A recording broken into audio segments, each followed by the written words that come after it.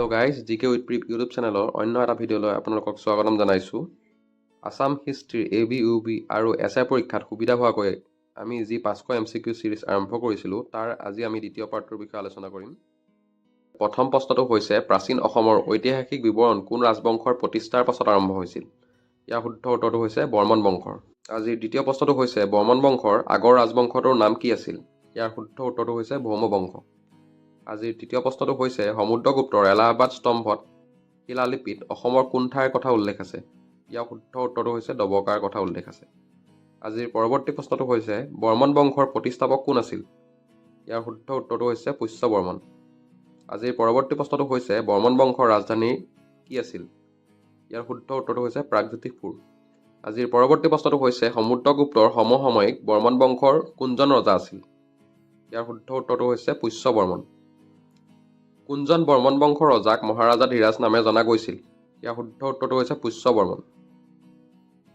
পৰৱৰ্তী প্ৰশ্নটো হৈছে কোনগৰাকী কামৰূপৰ ৰাজকুমাৰী কাশ্মীৰৰ ৰজা মেঘবাহনৰ লগত বিয়া কৰা হৈছিল? ইয়াৰ শুদ্ধ উত্তৰটো হৈছে অমৃতপ্ৰভা। অমৃতপ্ৰভা কোনজন ৰজাৰ জীয়েক আছিল? ইয়াৰ শুদ্ধ উত্তৰটো হৈছে বালা বৰ্মন। আমাৰ আজিৰ পৰৱৰ্তী প্ৰশ্নটো হৈছে অশ্বমেধ যজ্ঞ কৰা অসমৰ প্ৰথমগৰাকী ৰজা কোন আছিল? ইয়াৰ শুদ্ধ উত্তৰটো হৈছে মহেন্দ্ৰ বৰ্মন। আজিৰ পৰৱৰ্তী প্ৰশ্নটো হৈছে মহাভূতা বৰ্মন কি নামেৰে জনপ্ৰিয় আছিল? ইয়াৰ শুদ্ধ উত্তৰটো হৈছে ভূতি বৰ্মন। পৰৱৰ্তী প্ৰশ্নটো হৈছে কুমাৰ ৰজা উপাধি কাক দিয়া হৈছিল? ইয়াৰ শুদ্ধ উত্তৰটো হৈছে ভাস্কৰ বৰ্মনক। আজিৰ পৰৱৰ্তী প্ৰশ্নটো হৈছে ভাস্কৰ বৰ্মনৰ সমসাময়িক উত্তৰ ভাৰতৰ ৰজাজনৰ নাম কি আছিল? ইয়াৰ শুদ্ধ উত্তৰটো হৈছে হৰ্ষবৰ্ধন। কোনজন কামৰূপী ৰজাই হৰ্ষবৰ্ধনৰ লগত বন্ধুত্ব স্থাপন কৰিছিল? ইয়াৰ শুদ্ধ উত্তৰটো হৈছে বালা বৰ্মন। প্ৰাচীন কামৰূপত ব্ৰহ্মদয়া ভূমি কাক উপহাৰ দিয়া হৈছিল? ইয়াৰ শুদ্ধ উত্তৰটো হৈছে ব্ৰাহ্মণসকলক। আজিৰ পৰৱৰ্তী প্ৰশ্নটো হৈছে ভাস্কৰ বৰ্মনে নিধানপুৰ কপাৰ প্লেটত কাৰ কাৰণে খোদিত কৰাইছিল? ইয়াৰ শুদ্ধ উত্তৰটো হৈছে ব্ৰাহ্মণৰ কাৰণে। হিউৱেন চাং কাৰ দিনত অসমলৈ আহিছিল? ইয়াৰ শুদ্ধ উত্তৰটো হৈছে ভাস্কৰ বৰ্মনৰ দিনত। চীনা পৰিব্ৰাজক হিউৱেন চাঙে কাক উত্তৰ পূব ভাৰতৰ ৰজা বুলি কৈছিল? ইয়াৰ শুদ্ধ উত্তৰটো হৈছে ভাস্কৰ বৰ্মনক।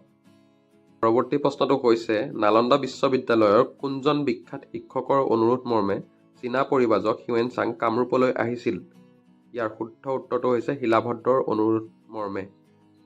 আজিৰ পৰৱৰ্তী প্ৰশ্নটো হৈছে কামৰূপৰ কথা উল্লেখ থকা হিউৱেন চাঙৰ বিখ্যাত কিতাপখনৰ নাম কি?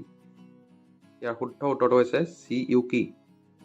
আজিৰ পৰৱৰ্তী প্ৰশ্নটো হৈছে হিউৱেন চাঙে ভাস্কৰ বৰ্মনৰ কি উপহাৰ গ্ৰহণ কৰিছিল?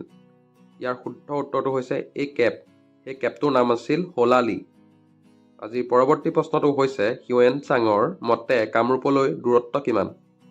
ইয়াৰ শুদ্ধ উত্তৰটো হৈছে 1700 মাইলছ। পৰৱৰ্তী প্ৰশ্নটো হৈছে হিউৱেন চাঙৰ মতে ভাস্কৰ বৰ্মনৰ কাষ্ট কি আছিল? এই প্ৰশ্নটোৰ শুদ্ধ উত্তৰটো হৈছে কাষ্ট ব্ৰাহ্মীণ আছিল। আজিৰ পৰৱৰ্তী প্ৰশ্নটো হৈছে হিউৱেন চাঙৰ মতে কামৰূপলৈ আহোঁতে কোনখন নদী পাৰ হৈ যাব লগা হৈছিল? ইয়াৰ শুদ্ধ উত্তৰটো হৈছে কৰতীয়া নদী। আজিৰ পৰৱৰ্তী প্ৰশ্নটো হৈছে নালন্দা বিশ্ববিদ্যালয়ত নিজৰ মোহৰ এৰি থৈ যোৱা কামৰূপৰ ৰজাজনৰ নাম কি আছিল? এই প্ৰশ্নটোৰ শুদ্ধ উত্তৰটো হৈছে ভাস্কৰ বৰ্মন। ভাস্কৰ বৰ্মনৰ দিনত কামৰূপত প্ৰধান কি উদ্যোগ আছিল? ইয়াৰ শুদ্ধ উত্তৰটো হৈছে নাও বনোৱা উদ্যোগ আছিল। আজিৰ পৰৱৰ্তী প্ৰশ্নটো হৈছে হিউৱেন চাঙৰ লিখনিত উল্লেখ থকা দুটা ফলৰ নাম কি আছিল?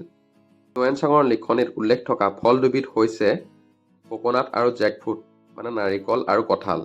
আজিৰ পৰৱৰ্তী প্ৰশ্নটো হৈছে বৰ্মন বংশৰ শেষ ৰজাজনৰ নাম কি আছিল? এই প্ৰশ্নটোৰ উত্তৰ হৈছে ভাস্কৰ বৰ্মন। বৰ্মন বংশৰ শ্ৰেষ্ঠ ৰজাজনৰ নাম কি আছিল? এই প্ৰশ্নটোৰ উত্তৰ হৈছে ভাস্কৰ বৰ্মন। পৰৱৰ্তী প্ৰশ্নটো হৈছে বৰ্মন বংশৰ পতনৰ পাছত কোনটো ৰাজবংশৰ শাসন আৰম্ভ হৈছিল? ইয়াৰ শুদ্ধ উত্তৰটো হৈছে ম্লেছা বংশৰ বা শালস্তম্ভ বংশৰ। ম্লেছা ৰাজবংশৰ প্ৰতিষ্ঠা কোনজন ৰজাই কৰিছিল? ইয়াৰ শুদ্ধ উত্তৰটো হৈছে শালস্তম্ভ। শালস্তম্ভই এই ৰাজবংশৰ আৰম্ভণি কৰিছিল কাৰণে এই বংশটোৰ নাম শালস্তম্ভ বংশ নামেৰেও জনা যায়। মহাভাৰতত লৰ্ড অৱ ম্লেছা উপাধি কাক দিয়া হৈছিল? মহাভাৰতত লৰ্ড অৱ ম্লেছা উপাধি শালস্তম্ভক দিয়া হৈছিল। ম্লেছা ৰাজবংশৰ ৰাজধানী চহৰখনৰ নাম কি আছিল? ইয়াৰ শুদ্ধ উত্তৰটো হৈছে সৰুপেশ্বৰ। হায়ানথাল কাপাৰ প্লেট কোনে খোদিত কৰিছিল? ইয়াৰ শুদ্ধ উত্তৰটো হৈছে হজাৰা বৰ্মন। প্ৰশ্নটো হৈছে তেজপুৰত থকা হাজাৰ পুখুৰী কোনে খন্দাইছিল? ইয়াৰ শুদ্ধ উত্তৰটো হৈছে হাজাৰ বৰ্মনে খন্দাইছিল। প্ৰাচীন কামৰূপৰ ৰজাসকলে ৰয়েল চিম্বল হিচাপে কোনটো জন্তুৰ ব্যৱহাৰ কৰিছিল? এই প্ৰশ্নটোৰ শুদ্ধ উত্তৰটো হৈছে হাতীৰ ব্যৱহাৰ কৰিছিল। প্ৰথম কামাখ্যা মন্দিৰ কোনটো ৰাজবংশৰ শাসনৰ কালত বনোৱা হৈছিল? ইয়াৰ শুদ্ধ উত্তৰটো হৈছে ম্লেচ্ছা বংশৰ শাসনৰ কালত বনোৱা হৈছিল। ম্লেচ্ছা ৰাজবংশৰ শেষৰজন ৰজাৰ নাম কি আছিল? ইয়াৰ শুদ্ধ উত্তৰটো হৈছে ত্যাগ সিংহা বা ত্যাগ সিংহ। আজিৰ পৰৱৰ্তী প্ৰশ্নটো হৈছে শালস্তম্ভ ৰাজবংশৰ পতনৰ পাছত কোনটো ৰাজবংশৰ শাসন আৰম্ভ হৈছিল? ইয়াৰ শুদ্ধ উত্তৰটো হৈছে পাল বংশৰ শাসন আৰম্ভ হৈছিল। কামৰূপত পাল বংশৰ প্ৰথম ৰজা কোন আছিল? ইয়াৰ শুদ্ধ উত্তৰটো হৈছে ব্ৰহ্মপাল।